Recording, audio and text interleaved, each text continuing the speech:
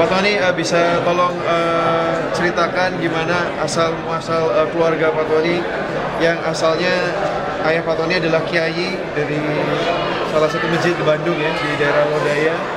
Gimana ceritanya bisa terima bukan hanya memanggil Nabi Isa tapi mengakui bahwa Isa Al-Masih adalah Tuhan gitu. Sedangkan Bandung adalah daerah yang lumayan radikal ya, Islamnya gitu. Tolong ceritakan.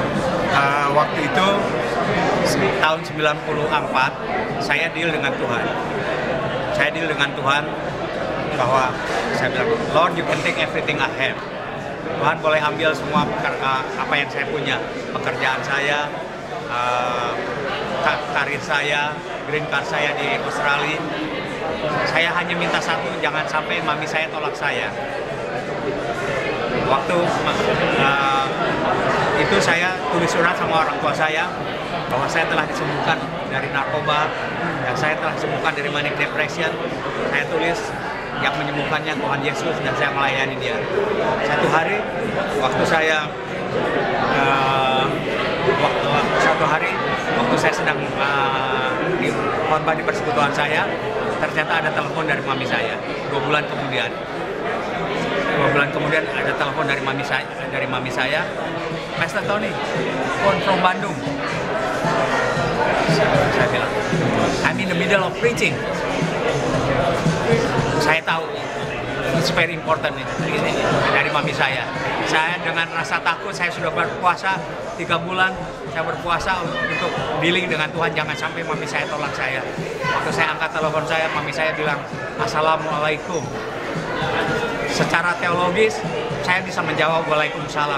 Tapi saya tanya sama Roh Kudus, apakah boleh saya menjawab Waalaikumsalam? Roh Kudus duka.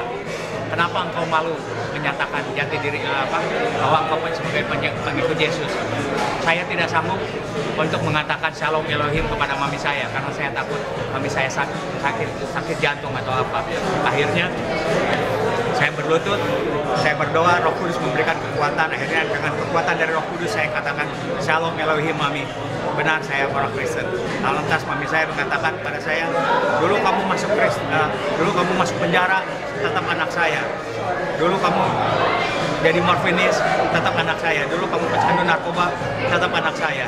Hari ini saya menyesal melahirkan kamu kalau kamu murtad. Lantas mami saya banting telepon. Bagi saya itu adalah suatu hal yang sangat mahal sekali ya. Karena saya harus memilih antara Tuhan Yesus dan ayah mami saya. Akhirnya saya tinggalkan khotbah saya nangis guling-guling. Saya berteriak sama Tuhan, Tuhan kok sakit amat. Karena saya pernah melayani orang-orang pelacur, bangsa narkoba. Seorang pelacur pun tidak pernah menyesal melahirkan anaknya. Sedangkan mami saya mengatakan menyesal melahirkan anaknya kalau saya murtad. Akhirnya saya putuskan untuk meninggalkan Tuhan Yesus. Pada saat saya mau meninggalkan Tuhan Yesus, saya berdiri, saya jatuh tersungkur dan saya tersungkur di hadirat Allah dan saya tahu itu sedang bekerja. Akhirnya saya nangis. Waktu saya nangis, saya bilang sama Tuhan, Tuhan kalau memang Kau memanggil saya untuk tetap menjadi hamba-Nya, aku mau tetap mati buat melayani Kau seumur hidup dan aku mau mati. Waktu saya katakan saya mau mati buat Tuhan Yesus, saya melihat petir jatuh dari langit. Dan Alkitab mengatakan bahwa petir jatuh dari langit itu adalah tanda kejatuhan iblis dari surga. Waktu saya sedang menangis begitu, saya dilawat Allah, saya dapat holy laughter. Saya menjadi dilawat Allah, saya menjadi ketawa. Waktu saya sedang dilawat Allah, tahu-tahu tetangga saya seorang orang bisu dan orang gila, orang tua, datang mendekati saya. Dia nangis, kengken nangis beli, dia bilang pakai bahasa Bali. Mengapa nangis mas? Wah, saya bilang, kamu kan orang bisu, kenapa kamu ngomong? Ternyata ada mujizat. Waktu saya sedang dilawat Allah, orang bisu itu mulai berbicara. Akhirnya saya sangat amazed, mujizat terjadi kepada orang bisu itu. Saya bawa kepada keluarganya sangat kaget bahwa orang bisu bisa berbicara. Saya bilang, Pak Pendeta, dia berkata, Pak Pendeta, didoakan. Saya tidak berdoa, saya sedang menangis, dia sembuh sendiri. Biasanya saya berdoa tidak sembuh-sembuh. Setelah itu saya diarak keliling di Ubud, di kota Bali, dianggap orang pintar yang menyembuhkan orang itu, padahal Tuhan Yesus yang menyembuhkan. Nah, setelah saya diarak begitu, saya kembali ke gereja. Di gereja saya sudah ditunggu oleh 3 orang jihad yang dikirim oleh orang tua saya. Dia waktu itu hari Minggu, dia datang hari Jumat. Nah, dia mau memaksa saya untuk kembali lagi kepada Muslim. Dia bawa Al-Quran, dan saya juga mengerti mengenai Al-Quran. Kita berdebat mengenai Al-Quran. Nah, hari kedua dia bawa Alkitab. Dia mengatakan kepada saya, "Kawan, saya belajar Kristologi. Saya sudah baca Alkitab 3 kali dalam pelajaran Kristologi." Lantas saya katakan sama dia, saya bilang, "Wah, kalian itu bebal, sudah baca Alkitab 3 kali belum bertobat juga. Saya aja sudah jadi pendeta belum tamat." Akhirnya dia yang satu lagi bawa senjata tajam. Dia menyimpan di meja saya ada Al-Quran, Alkitab, dan celurit di meja saya. Dan saya katakan kepada mereka, kalau mau continue berdebat, jangan datang hari Minggu, datang hari Senin. Ternyata mereka datang hari Minggu.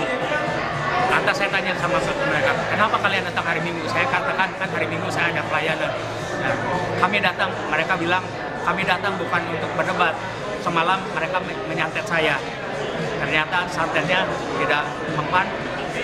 Akhirnya dia santetnya mengenai mereka dan mereka kesakitan.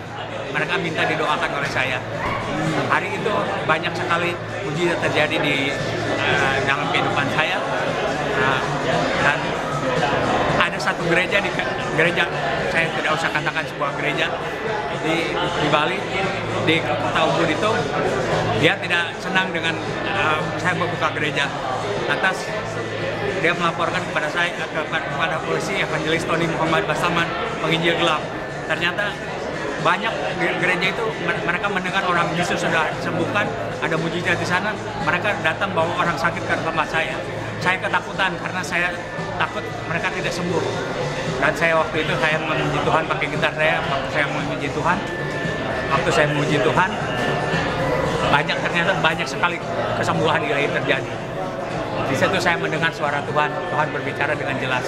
I don't want to be second best, for I am the best. Aku adalah Allahmu yang tidak mau dinomorduakan di dalam kehidupanmu. Jika engkau mengasihi bapamu, ibumu, atau anak laki-laki, anak perempuan lebih daripada aku, engkau tidak layak mengikut aku. Nah, akhirnya di situ saya menjadi rema dalam kehidupan saya, bahwa menjadi rema dalam kehidupan saya, bahwa firman Tuhan di dalam Matius 10 ayat 37, jika engkau mengasihi bapamu, ibumu, anak laki-laki, dan anak perempuan lebih daripada Tuhan Yesus, kau tidak layak. Itu adalah rema dalam kehidupan saya, itu adalah syarat untuk janji-janji Allah yang diberikan kepada kita. Dan semenjak itu saya melihat banyak mujizat terjadi dalam kehidupan saya, dan saya percaya sekali firman Tuhan tiada amin sebelah itu. Atas saya 2 tahun kemudian saya mendengar ayah saya meninggal. Setelah 2 tahun saya tidak dikasih tahu, tapi saya pulang ke Bandung, saya mendengar dari keponakan saya bahwa dia sudah terima Isa Al-Masih. Dia tidak mengatakan soal terima Yesus Kristus, tapi dia menjadi pengikut Isa Al-Masih.